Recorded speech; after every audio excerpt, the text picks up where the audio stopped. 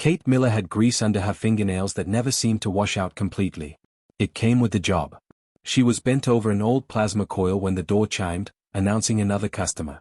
She didn't look up right away, just called out her usual greeting while finishing the connection she was working on. "Be with you in a second. Just don't touch anything that's sparking." Threshold 7 station wasn't exactly a tourist destination. The orbital platform sat right at the edge of what most people considered civilized space, where Draconian Empire territory began and human-controlled sectors ended. It was a neutral zone, technically, but that just meant it was the kind of place where everyone minded their own business because asking questions got you killed. Kate's repair shop sat in the cheapest section of the station, tucked between a noodle stand that failed health inspections regularly and a pawn shop that definitely moved stolen goods. The shop itself was small. Real small. Just enough room for a workbench, some shelving units crammed with parts, and a counter that had seen better days about 20 years ago. Kate made enough to pay rent and eat, but barely. Most of her customers were freight haulers, smugglers who didn't ask too many questions, and the occasional desperate traveler whose ship was falling apart. When she finally looked up, wiping her hands on a rag that was already more grease than cloth, she froze. The figure standing in her doorway was small. Real small. Maybe came up to her waist. They wore a dark brown cloak with the hood pulled up, but it had slipped back just enough for Kate to see what was underneath. Golden eyes stared back at her. Not human eyes. These were reptilian, with vertical slits for pupils, and they were filled with tears that hadn't quite started falling yet. The face was covered in fine scales that shimmered even in the harsh fluorescent lighting of the shop. Tiny horn buds, barely more than bumps, poked through the top of the head. A draconian. A child, by the looks of it. Kate had seen exactly 3 draconians in her entire life, and all of them had been adults at formal trade negotiations, surrounded by guards and radiating the kind of authority that made you want to bow even though you knew you shouldn't. Draconians didn't leave their territory much. They especially didn't let their kids wander around stations like Threshold 7. Kate said, which was not her most professional greeting. "Can I help you?"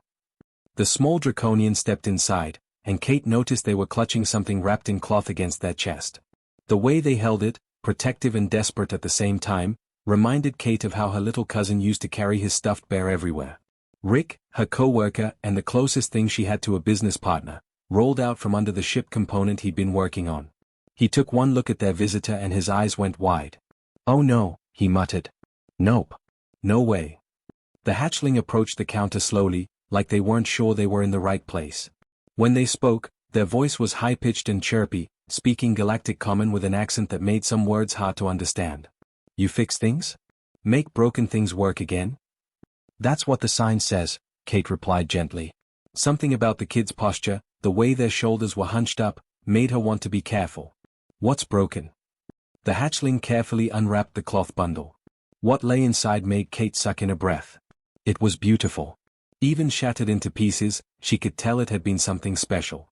A crystalline sphere about the size of a softball, but it was filled with the most intricate mechanical work Kate had ever seen. Tiny gears, some smaller than her pinky nail, were mixed with what looked like fiber optics and holographic projectors. The crystal itself had fracture lines running through it like a spider web. Several pieces had broken off completely. "Oh," Kate breathed. "Belonged to Nest Mother," the hatchling said, and now those tears did start to fall, tracking down their scaled cheeks. Her Nest Mother gave to her. Many, many generations. Family treasure. I was playing. Not supposed to touch. I dropped it. I broke it." The kid's voice cracked on that last part. They looked up at Kate with those impossible golden eyes. "Guardian not know yet. They will be so angry. So disappointed. Please fix? I find way to pay. I promise."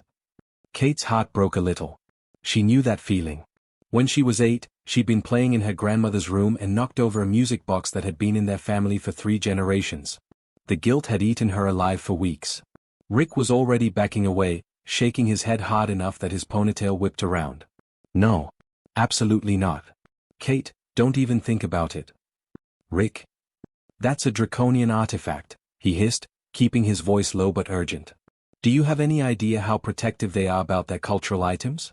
We touch that thing, we breathe on it wrong, and we're not just fired. We're dead. Actually dead. Their people will hunt us across 3 sectors." "It's a kid's toy," Kate said. "It's a family heirloom from a species that goes to war over insults. We are not qualified for this. We don't have the tools, the training, or the death wish necessary to take this job. Kate looked back at the hatchling. The kid was watching them with desperate hope, trying not to cry harder, failing. She'd seen that exact expression on her own face in the mirror, years ago, holding broken pieces of a music box. "I'll try," Kate heard herself say. "No promises, but I'll try. Just cost of basic parts." The hatchling's entire face lit up, scales catching the light as they smiled. Rick threw his hands in the air and walked away, muttering about updating his resume.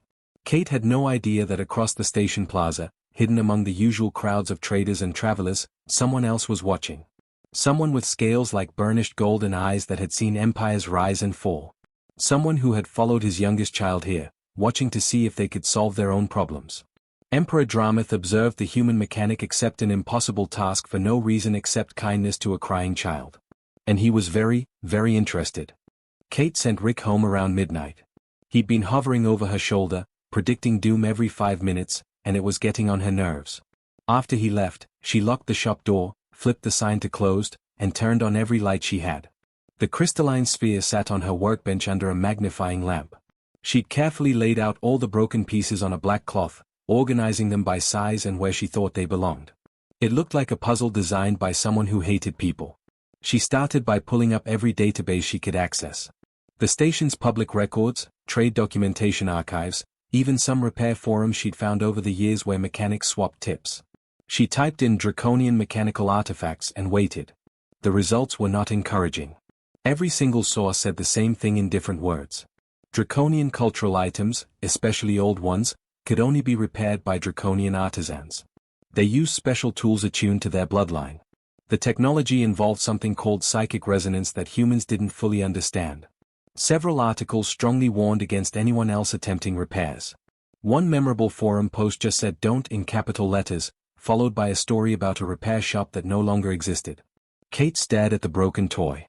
Then she closed all the database windows. "Okay," she said to the empty shop. "Let's forget what I'm supposed to do and figure out what you need." She picked up the largest piece of the crystal sphere, turning it slowly under the light. The fracture patterns weren't random. They followed stress lines, the kind you got when something impacted at a specific angle with specific force.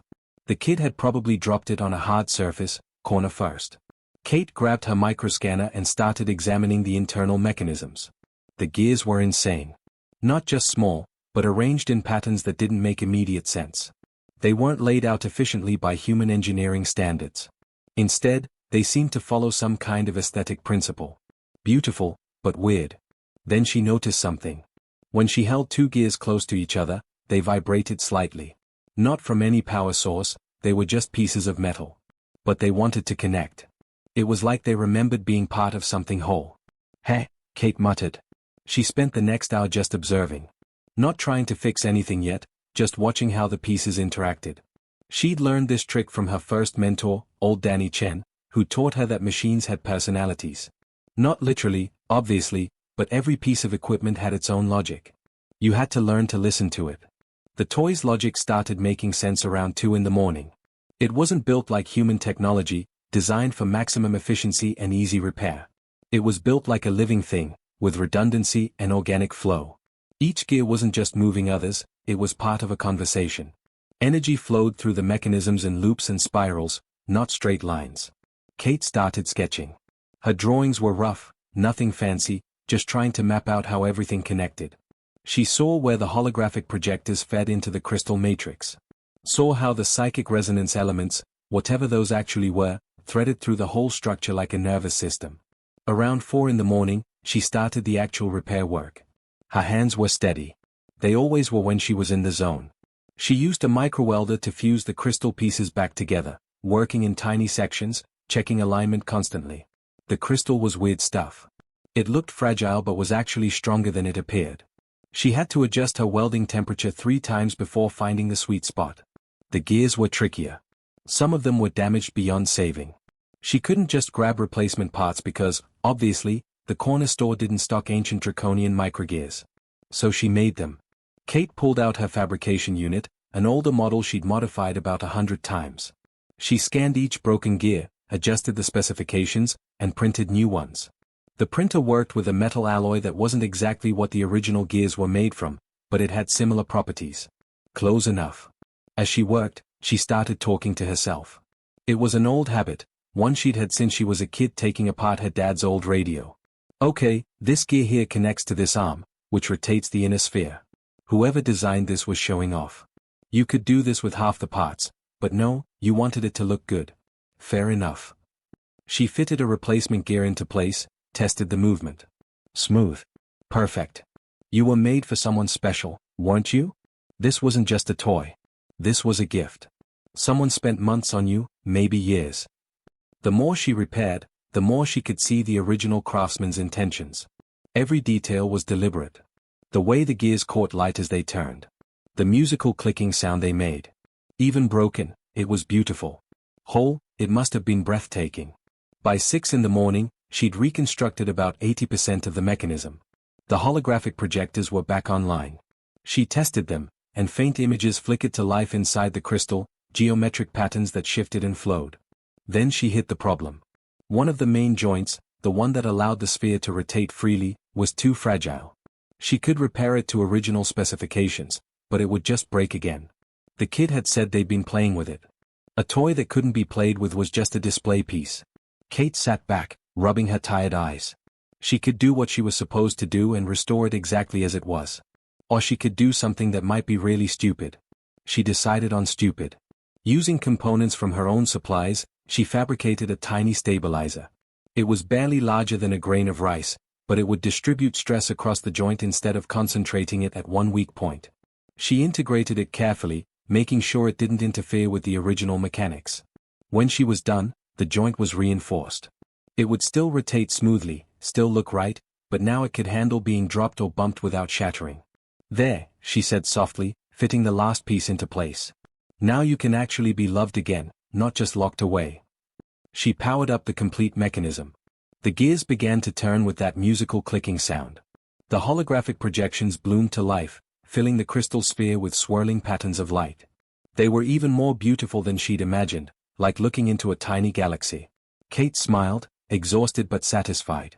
She had no idea that through hidden surveillance feeds, Emperor Dramath had watched her work through the entire night.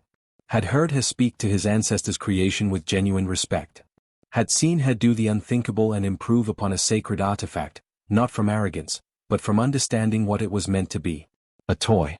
Made with love. Meant to be played with. The Emperor was beginning to understand something about humans that his species had missed. Kate had maybe 2 hours of sleep, face down on her workbench, when the door chime woke her up. She jerked awake, peeling her cheek off a parts catalog that had left an imprint on her skin. Her neck screamed in protest, and she was pretty sure she'd drooled on an invoice. "We're closed," she called out, her voice rough. Then she remembered. The toy. The draconian kid. She sat up fast, almost knocking over her cold coffee from last night. The crystalline sphere sat in the center of her workbench, complete and softly glowing. The gears inside turned in their smooth, hypnotic pattern. The holographic projections danced inside the crystal like tiny stars. The door chimed again, more insistent this time. Kate stumbled to the door and unlocked it. The small hooded figure practically bounced inside, moving faster than yesterday. The draconian hatchling pushed back their hood, those golden eyes wide and hopeful. "Is it? Did you?" Kate stepped aside so they could see the workbench. For a moment, the hatchling just stared. Then they made a sound Kate had never heard before, a high-pitched trill that was pure joy. They rushed to the bench, hands hovering over the sphere like they were afraid to touch it. "It's okay," Kate said, smiling despite her exhaustion. "It's sturdier now. You can pick it up." The hatchling carefully lifted the sphere with both hands.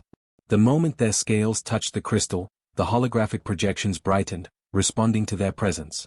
Patterns Kate hadn't seen during her repairs suddenly bloomed to life inside the sphere. Images of draconian symbols, maybe words in their language, swirled through the light show. The kid started crying.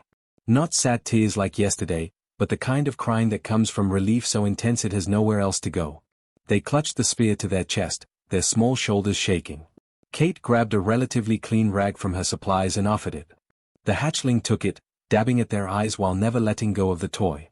"It's perfect," they whispered. "It's better than before. The light doesn't flicker anymore. And the sphere feels stronger." "What did you do?" Just some reinforcement, Kate said, feeling awkward.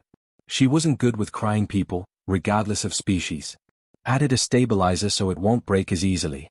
Figured if it's been in your family this long, it should stick around longer.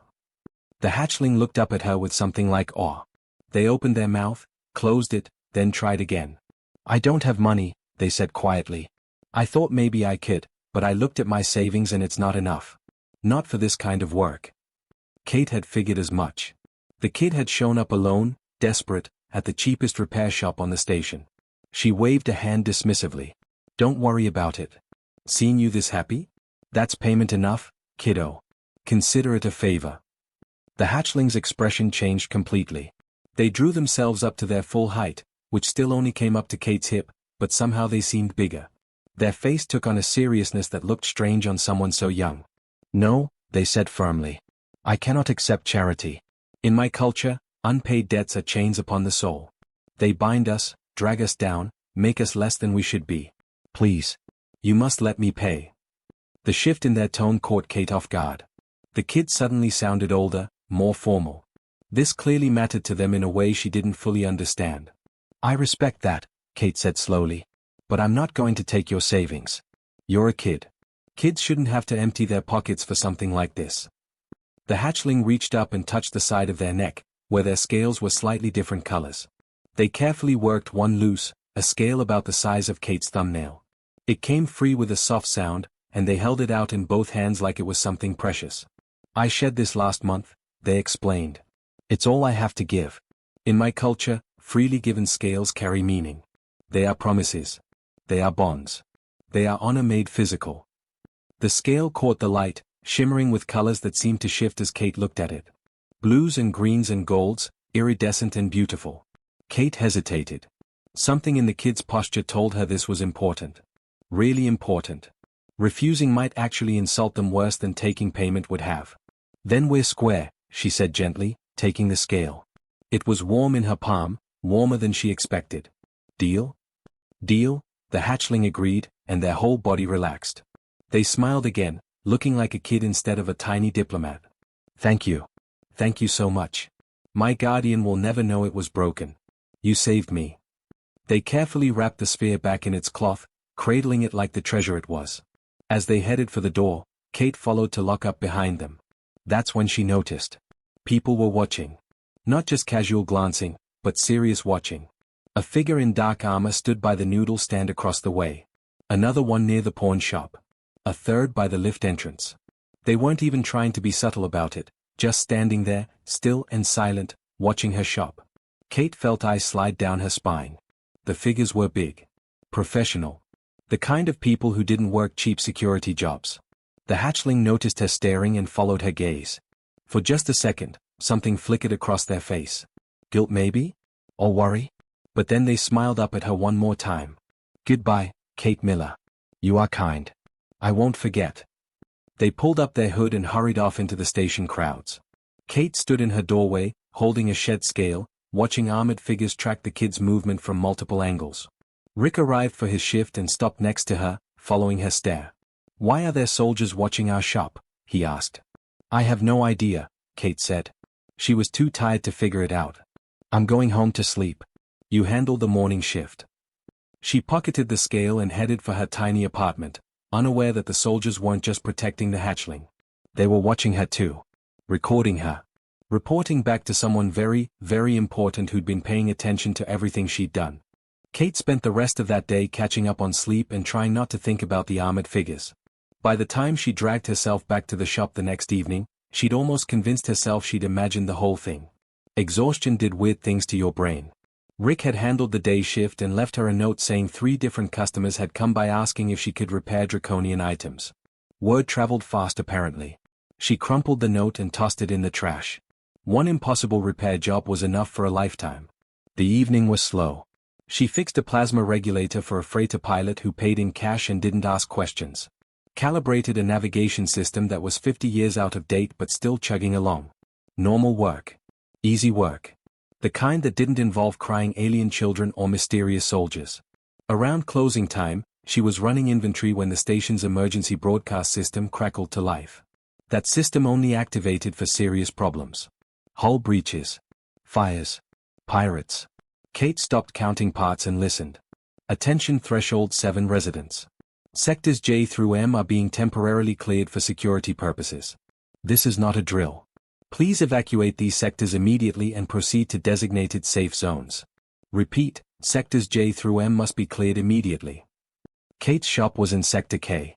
Oh, come on, she muttered, already moving. She grabbed her data pad and her personal toolkit. Whatever was happening, she didn't want to lose her essential equipment. The rest would have to stay. She locked the shop and stepped into the corridor. It was chaos. People were streaming past, some running, some walking fast with their heads down. Station security was everywhere, wearing full tactical gear she'd never seen them use before. They weren't explaining, just directing traffic with sharp gestures. Move along. Sectors being cleared. No exceptions. Kate joined the flow of people heading toward Sector N. But as she walked, she noticed something weird. The security wasn't just clearing the area. They were setting up a perimeter. Checkpoints. Barriers. She saw officers in dress uniforms, not tactical gear. The kind they wore for official ceremonies. This wasn't an emergency. This was preparation for something else. The crowd thinned as people filtered into other sectors. Kate found herself at the edge of the cleared zone, pressed against a barrier with about 50 other confused residents. Everyone was whispering, speculating. Pirates. Drug bust. Maybe a disease outbreak. Then the delegation arrived. Kate saw them coming from the main station docking bay, and her mouth went dry. At first, she thought they were wearing some kind of elaborate armor. But as they got closer, she realized that wasn't armor. Those were scales. Real scales, glinting under the station lights. Draconians. A lot of them. They moved in formation, precise and military. Each one stood at least 7 feet tall, their bodies powerful and elegant at the same time. They wore ceremonial armor that looked like it cost more than the entire station. Colored sashes, medals, insignia she didn't recognize. These weren't just soldiers. These were nobles. And in the center of the formation walked someone who made everyone else look small. He stood easily 9 feet tall, maybe more. His scales weren't the dark greens and browns of the others. His were gold. Actual burnished gold that seemed to generate its own light. His eyes glowed like molten metal, scanning the area with an intelligence that felt ancient and terrifying. He wore robes of deep crimson and black, cut to allow his massive wings to fold against his back. Kate had seen pictures in history databases. Every human who dealt with the Draconian Empire knew his face. Emperor Dramath. Ruler of 40 star systems. Commander of fleets that could turn planets to glass. One of the oldest living beings in the galaxy. And he was walking straight toward her sector. The crowd around Kate pressed back, suddenly desperate to be anywhere else. She tried to move with them, but security blocked the way. No one leaves until the delegation passes, an officer said. Kate's heart hammered. This couldn't be about her. It was impossible. She just fixed a kid's toy. There was no reason for the Emperor himself to show up at a nothing station in a nowhere sector. The delegation stopped directly in front of her shop. The Emperor turned, and his molten eyes swept across the crowd.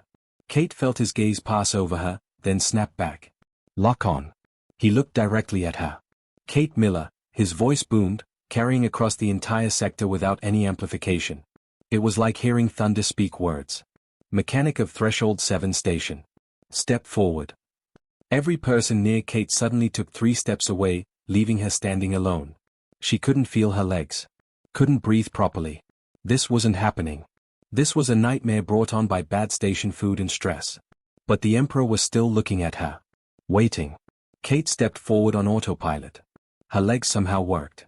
She stopped about 15 feet from the delegation, close enough to see that the Emperor's scales had intricate patterns etched into them. Close enough to feel the heat radiating from his body. The hatchling who visited your establishment, Dramath said, his voice slightly softer but no less powerful. That was my youngest child. My heir. The world tilted. Kate had repaired the Emperor's child's toy. The Emperor's child. She'd taken payment of 1 shed scale and sent them on their way like it was nothing. I watched you, the Emperor continued. From the moment my child entered your shop until the moment they left. I saw everything. Oh no. Kate's mind raced. Had she insulted them somehow? Broken some cultural taboo? She'd modified the artifact. That was probably heresy or treason or whatever they called it when you messed with ancient draconian treasures. You helped when no reward was apparent, Dramath said. When your colleague wisely refused, you accepted an impossible task for no reason except compassion. You worked through the night on an artifact you could not identify, using techniques no manual would suggest. And you succeeded. Kate found her voice. It came out smaller than she wanted. I just fixed a toy. You fixed a 600-year-old family heirloom that carries the psychic imprint of my bloodline, Dramath corrected. You did so without training, without proper tools, and you improved upon the original design. 3 draconian master artisans told me that item was beyond repair. They were wrong. You proved them wrong. He took a step closer. Kate fought the urge to run. Now I provide appropriate compensation for services rendered to Imperial bloodline, the Emperor declared. Name your price, Kate Miller. Within reason, you may have whatever you desire. Kate's mind went blank. Whatever she'd expected when she woke up this morning, it wasn't this. The Emperor of the Draconian Empire was standing in front of her, surrounded by nobles who could probably buy and sell this entire station, asking what she wanted as payment. Behind her, she heard someone whisper ask for a ship and someone else hiss no, ask for money, idiot. Kate looked at the Emperor, then at the delegation, then back at the Emperor. Her mouth was dry. Her hands were shaking. But her brain, exhausted and running on spite and caffeine, suddenly clicked into gear. The debt's already paid, she said. The Emperor's glowing eyes narrowed slightly. The nobles around him went very, very still. Even the station security seemed to stop breathing. Explain, Dramath said, and there was something dangerous in that single word. Kate swallowed hard but pushed forward. Your kid gave me payment. A scale. We made a deal. The debt settled. You don't owe me anything. The silence that followed was so complete Kate could hear her own heartbeat pounding in her ears. She'd just refused the Emperor. Refused compensation from someone who could have her vaporized with a word. But backing down now would be insulting the agreement she'd made with the hatchling, and Kate wasn't about to do that. One of the nobles started to step forward, probably to explain to the stupid human how badly she just messed up. But the Emperor held up one massive hand, stopping him. And then Emperor Dramath laughed. It wasn't a polite chuckle or a diplomatic laugh. It was huge and genuine, rolling through the sector like thunder during a storm. The sound was so unexpected that people in the crowd actually jumped. The Emperor's whole body shook with it, his scales catching the light as his shoulders moved. When he finally stopped, his eyes were brighter, almost warm. You have given me something no one in my empire has offered in centuries, he said, and now his voice carried something that might have been respect. Honest refusal. Do you understand what you've done? Everyone else, always, seeks gain from me. My nobles want favors. Merchants want contracts. Even my own advisors want influence. But you? You seek only to honor an agreement made with a child. He stepped closer. Kate held her ground, mostly because her legs had stopped working again. Let me tell you what I saw, Dramath continued. I watched you work through the night on that artifact. I heard you speak to it. Do you remember what you said? Kate's face burned. She talked to herself when she worked. She'd forgotten about that. You said whoever made you loved someone very much, the Emperor quoted. You spoke to my ancestors' creation with respect. You recognized the love in every gear, every detail. And then you did something unprecedented. His voice dropped lower, more serious. You modified it. You changed a 600-year-old family treasure. In my culture, this normally warrants severe punishment. Ancestral items are sacred. They are not to be altered. They are to be preserved exactly as they were made. Kate's stomach dropped. Here it came. The real reason for this visit. But, Dramath continued, I watched your reasons. You didn't modify it from arrogance. You didn't change it because you thought you knew better than my ancestor. You improved it so it would last for the next generation. So my child could play with it instead of just looking at it behind glass. You treated it as treasure not because of its value, but because it mattered to a child. He turned to address the crowd now, his voice carrying to everyone present. My empire is old. We have survived for millions of years by following our traditions perfectly. But we have forgotten something. We have forgotten why those traditions existed. That toy was made as a gift of love, meant to be held and enjoyed. Over the centuries, it became a relic, too precious to touch. This human understood its true purpose better than we did. He turned back to Kate. This is why I offer you not payment, but recognition. I cannot force you to accept, but I ask that you do. From within his robes, he produced a crystalline medallion on a heavy chain. It glowed with internal light, covered in symbols Kate didn't recognize. This is an imperial favor. A promise, callable once, for nearly anything within my power to grant. You may use it tomorrow or never. It expires only upon your death. Keep it or give it to your descendants. The choice is yours. Kate stared at the medallion. She understood this was massive. A blank check from an emperor. But more than that, it was respect. Recognition that she'd done something right. She took it with shaking hands. The chain was heavy. The crystal warm. Thank you, she managed. Dramath nodded, satisfied. Then his expression shifted slightly, almost gentle. One more thing. That scale my child gave you. You should know what it truly represents. Kate's hand went to her pocket where she'd stored the small iridescent scale. Draconian scales don't shed easily, the Emperor explained. When given freely, they are psychically bonded to our bloodline. If you or your descendants are ever in danger, truly in danger, hold that scale and call out. Someone will come. Aid will arrive. What you thought was a child's token payment is actually one of our highest honors. A scale freely given is an eternal pledge of protection.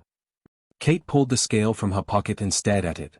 It seemed to glow warmer in her hand, pulsing slightly like it had a heartbeat. You earned an empire's loyalty by being kind when you thought no one was watching, Dramath said softly. But someone was. And everything has changed. The delegation turned and departed with the same precise formation they'd arrived with. Kate stood there, holding a medallion in one hand and a scale in the other, as the crowd slowly processed what they'd witnessed. Rick appeared at her elbow, his eyes wide as plates. Kate, he whispered. Do you have any idea what just happened? Kate looked at the gifts in her hands. She just fixed a kid's toy because it seemed like the right thing to do. Yeah, she said quietly. I think I do.